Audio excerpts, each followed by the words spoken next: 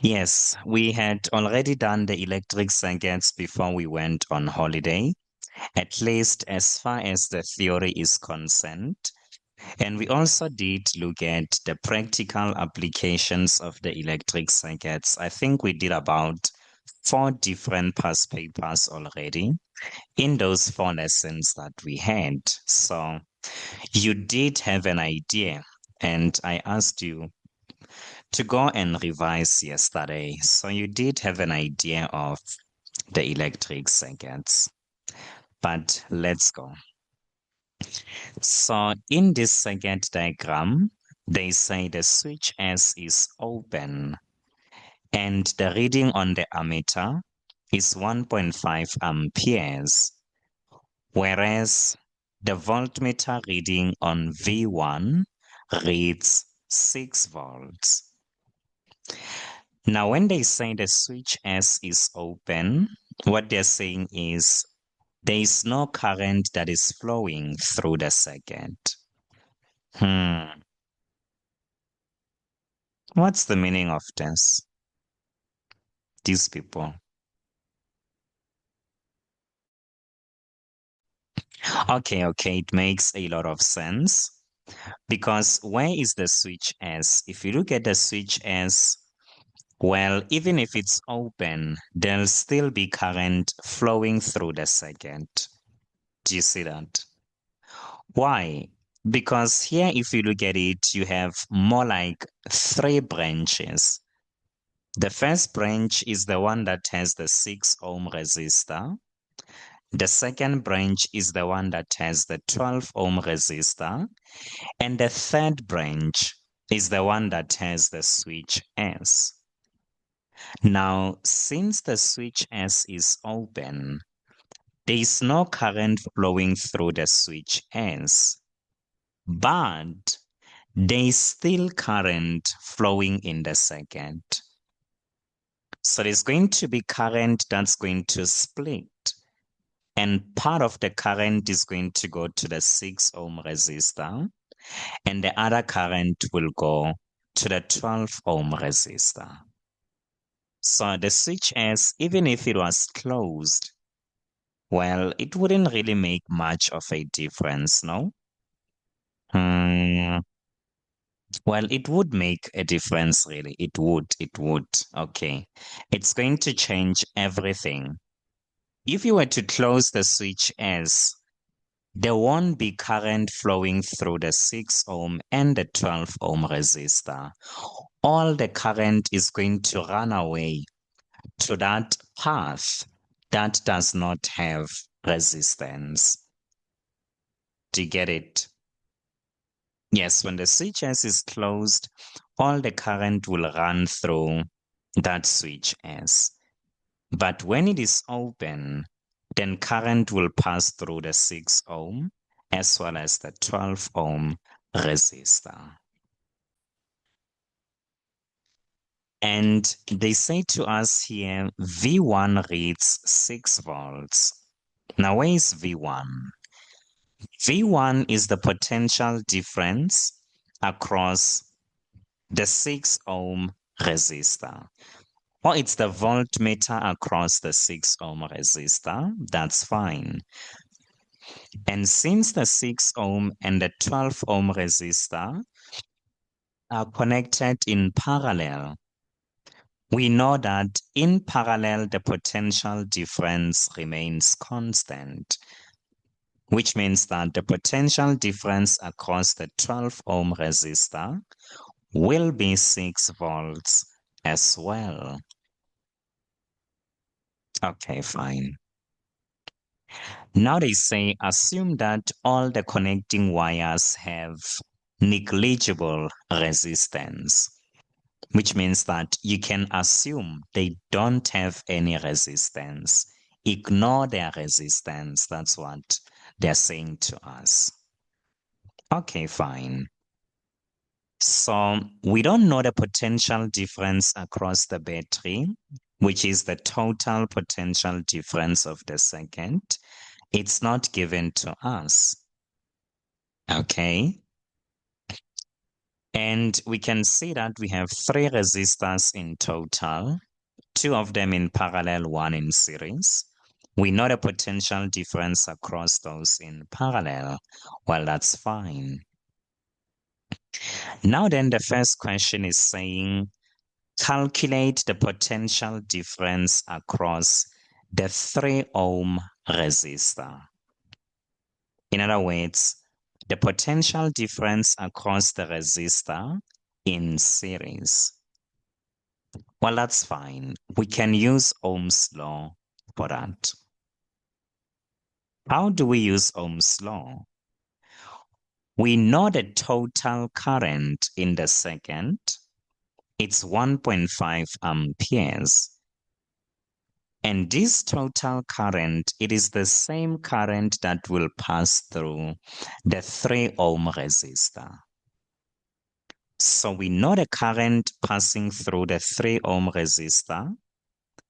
We also know the resistance of the resistor. So then we can find the potential difference across the 3 ohm resistor using R equals V over I.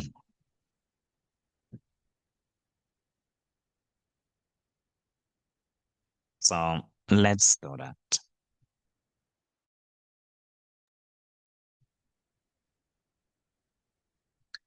So we're going to come and say R equals V over I as per Ohm's law. The resistance of the resistor is 3 ohm. We are looking for the potential difference, but we know that the current that passes through the 3 ohm resistor will be 1.5 amperes. And if we now cross multiply, when you say 3 times 1.5, you get 4.5 volts. This is what we say. That is the potential difference across the 3 ohm resistor. Okay. Then the next question is saying, hence calculate the potential difference across each cell in the circuit. Each cell. That's very important. Once again, it's not the first time you see this. We did a situation once, I think twice. It's there in the recordings, twice already, whereby they gave us the potential difference of each cell. They say each cell has a potential difference of 1.5 volts. And if we have 4 cells, then you know that you need to multiply 1.5 by 4 in order to get the potential difference of the battery, or across the battery, in fact. So how can we find the potential difference across each cell? Well, firstly, we need to find the potential difference across the battery. That's the first thing we need to do. Then we can ask, how many cells is the battery composed of? Does anyone know how many cells do we have in the battery in this case?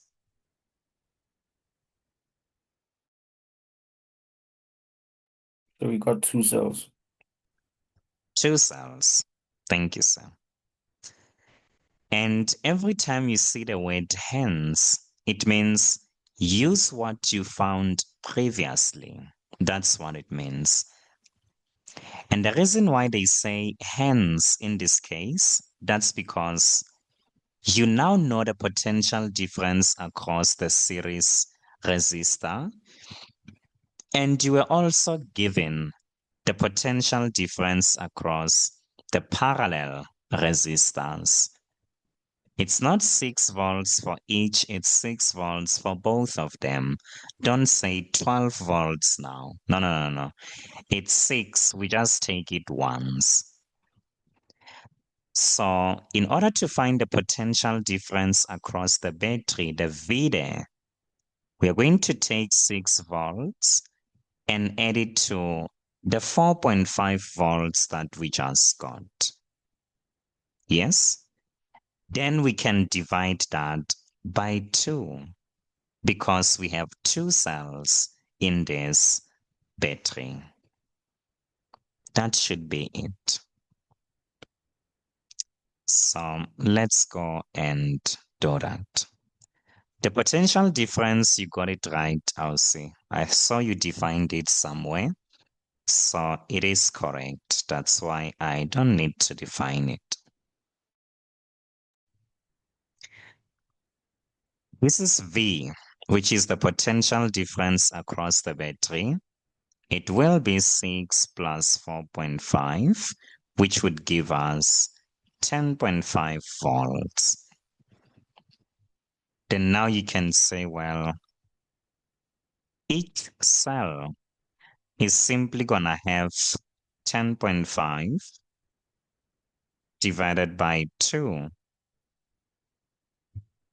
And when you say 10.5 divided by 2, you find that each cell will have a potential difference of 5.25 volts. Yeah, it was an intelligent question. You are used to moving forward, which is when they give you the potential difference of each cell and use it to find of the battery. But this time around, they said, if you have the battery, can you tell us for each cell? You just divide by the number of cells. Now then, they say, calculate the amount of charge flowing through the 12 ohm resistor in 10 minutes. That's what they say. Calculate the amount of charge flowing through the 12 ohm resistor in 10 minutes. In order for you to find the amount of charge, you're going to use the definition of current. Current is defined as the rate of flow of charge. So if we use the definition of current, I equals Q over change in T. So we are looking for Q in the numerator, but they gave us the time. It's 10 minutes, which we need to convert to seconds. But this is the most important thing. We don't know what is the current that is flowing through the 12 ohm resistor. We need to begin by finding the current that flows through the 12 ohm resistor. And we can do this in one of 2 ways. We can use Ohm's law, which is always the easiest thing to do, or we can use the other method that I shown you. Let's begin by using Ohm's law. I'll just do this so that we can see it's the same thing.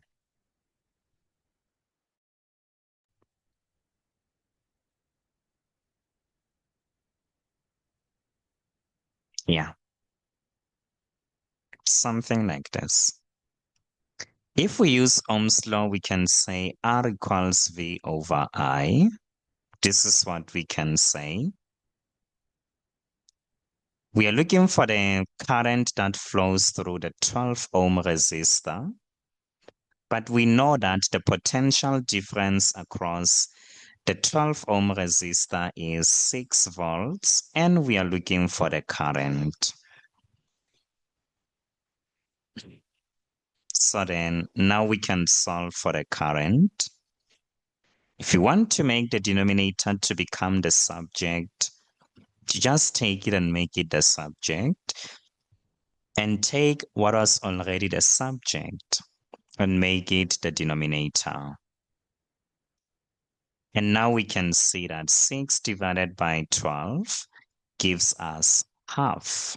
Hey, so the current becomes 0.5 amperes.